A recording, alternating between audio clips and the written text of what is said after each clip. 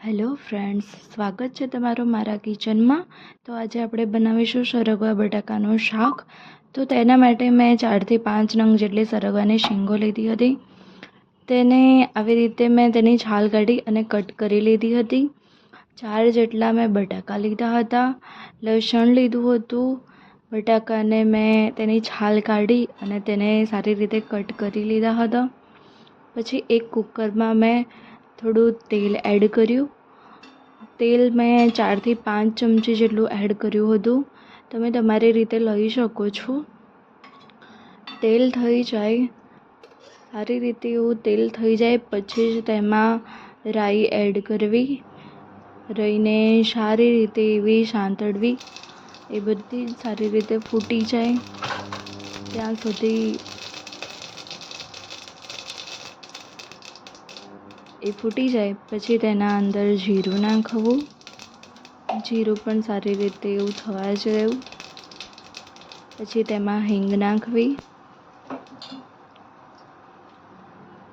પછી તેમાં જે આપણે લસણ લીધું હતું તેને મેં ખાંડણીમાં સારી રીતે ટીચી લીધું હતું અને તેમાં આદું પણ નાખ્યું હતું, નાનો એવો ટુકડો।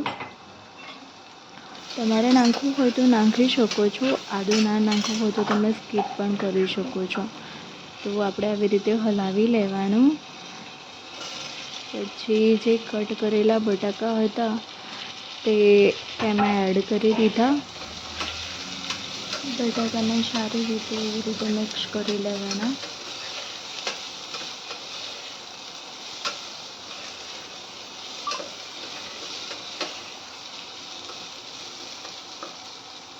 હવે આપણે બટાકાને સારા એવા મિક્સ કરી લીધા છે।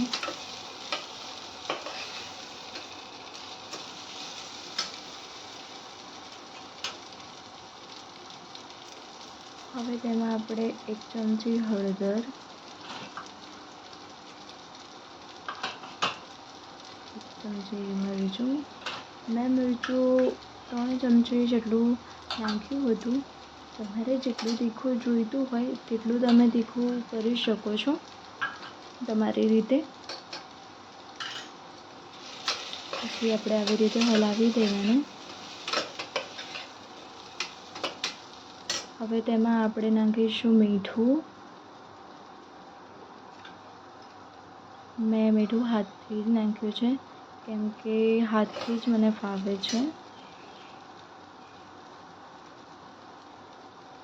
આ મેં ગરમ મસાલો નાખ્યો હતો, એકદમ થોડો।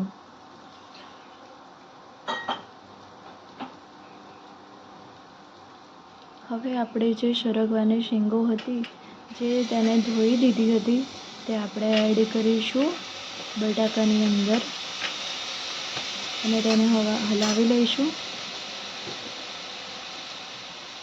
હવે આપણે થોડું પાણી એડ કરીશું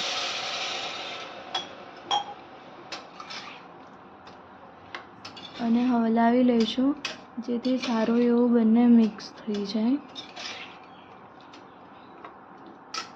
તો આ શાક ખાવામાં બહુ જ ટેસ્ટી લાગે છે અને શરીર માટે બહુ જ સારું છે।